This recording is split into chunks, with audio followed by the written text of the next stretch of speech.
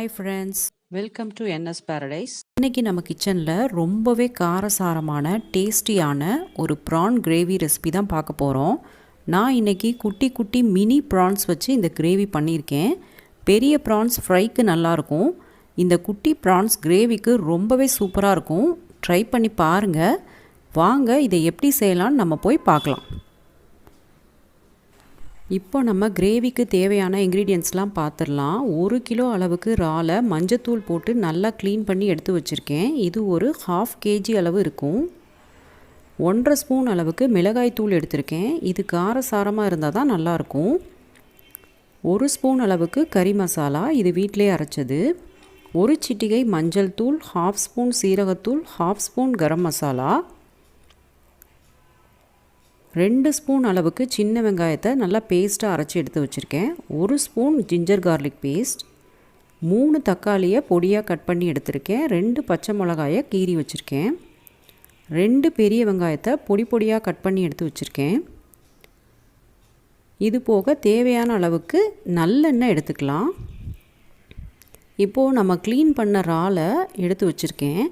எப்போவுமே மஞ்சத்தூள் போட்டு நல்லா க்ளீன் பண்ணிவிட்டு இதோடு சேர்த்து இதுக்குள்ளே ஒரு குடல் மாதிரி ஒரு பகுதி இருக்கும். அதையும் நம்ம எப்போவுமே க்ளீன் பண்ணிடணும். இங்கே பாருங்கள், இதை நம்ம இப்படியே விட்டுறக்கூடாது. இந்த குடல் பகுதி நடுவில் இருக்கும். அதை ஒரு கத்தி எடுத்து இந்த மாதிரி லைட்டாக கீறி விட்டுட்டிங்கன்னா உள்ளே ஒரு கருப்பான ஒரு பகுதி இருக்கும். அதை இந்த மாதிரி எடுத்துடணும். இதை எடுத்துட்டா தான் இறால் ஸ்மெல் எதுவும் இல்லாமல் நல்லாயிருக்கும். கட்டாயம் இந்த மாதிரி க்ளீன் பண்ணணும். வாணலியில் நல்லெண்ணெய் விட்டுருக்கேன். நல்லா காஞ்சதும் நம்ம கட் பண்ணி எடுத்து வச்சுருந்த அந்த பெரிய வெங்காயத்தை சேர்த்து நல்லா வதக்கிக்கலாம். வெங்காயம் இப்போ பாதி அளவு வதங்கியிருக்கு. இது நல்ல கோல்டனாக வதங்கணும்.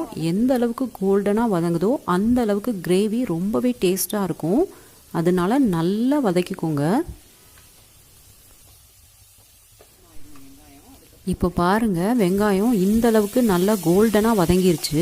இப்போ நம்ம எடுத்து வச்சுருந்த சின்ன வெங்காய பேஸ்ட்டையும் இஞ்சி பூண்டு பேஸ்ட்டையும் போட்டு நல்லா வதக்கிக்கலாம். அடுத்து எடுத்து வச்சுருந்த தக்காளி ஆட் பண்ணி வதக்கிக்கலாம். தக்காளி இந்த அளவுக்கு நல்லா மசிஞ்சதுக்கப்புறம் பச்சை மிளகாய் ஆட் பண்ணி நல்லா வதக்கிக்கலாம். இப்போது நம்ம கழுவி எடுத்து வச்சுருந்த இறாலை ஆட் பண்ணிக்கலாம். ஆட் பண்ணி நல்லா வதக்கி விட்டுடலாம். இந்த இறால் இந்த மசாலாவோடு சேர்ந்து கொஞ்சம் தண்ணி விட்டு நல்லா வேகணும். தேவையான அளவுக்கு உப்பு ஆட் பண்ணிக்கலாம். உப்பு சேர்த்து நல்லா வதக்கி விட்டுடலாம். இந்த அளவுக்கு தண்ணி விட்டுருக்கு. இந்த தண்ணியிலே இந்த இறால் ஒரு 5 நிமிஷம் வேகட்டும். மூடி போட்டு மூடி வச்சுக்கலாம். இப்போ பாருங்கள், இந்த அளவுக்கு தண்ணி விட்டு வெந்துட்டுருக்கு. இப்போ நம்ம மசால் பொடியெல்லாம் ஆட் பண்ணிடலாம். எடுத்து வச்சுருந்த மசால் பொடியெலாம் ஆட் பண்ணி நல்லா கிளறிக்கலாம். இது வரைக்கும் நம்ம எந்த தண்ணியும் சேர்க்கலை. இறாலில் இருந்த தண்ணியிலே இது வெந்துட்டுருக்கு. மசாலா பொடியெல்லாம் நல்லா பச்சை வாசனை போகிற வரைக்கும் நல்லா கிளறி விட்டுக்குங்க. இப்போ பாருங்கள், மசாலாவோட பச்சை வாசனையெல்லாம் போய் இறால் நல்லா சுருண்டு வெந்துட்டுருக்கு. ஒரு 1/2 டம்ளர் தண்ணி ஆட் பண்ணி நல்லா மிக்ஸ் பண்ணி விட்டு மூடி போட்டு ஒரு 5 நிமிஷம் வேக வச்சுக்கலாம். இப்போது 5 நிமிஷம் ஆயிடுச்சு. ஓப்பன் பண்ணிக்கலாம். கொஞ்சமாக கொத்தமல்லி, கொஞ்சம் கருவேப்பிலை ஆட் பண்ணி கிளறி விட்டுக்கலாம். இந்த அளவுக்கு கன்சிஸ்டன்சி போதுமானது. இதுதான் சாதத்தில் ஊற்றி சாப்பிட்றதுக்கு சரியாக இருக்கும். உங்களுக்கு இன்னும் கொஞ்சம் ட்ரையாக வேணும் அப்படின்னா இன்னும் கொஞ்சம் நேரம் அடுப்பில் வச்சுக்கலாம். இப்போ நம்மளோட இறால் கிரேவி சூப்பராக ரெடி ஆயிடுச்சு. கம கமன்னு வாசத்தோடு ரெடி ஆயிடுச்சு. இப்போ நம்ம குட்டி இறாலில் சூப்பராக கிரேவி ரெடி பண்ணிட்டோம். இது பெரிய இறாலை விட கொஞ்சம் வேலை ஜாஸ்தி தான், ஆனால் டேஸ்ட்டு ரொம்ப சூப்பராக இருக்கும்.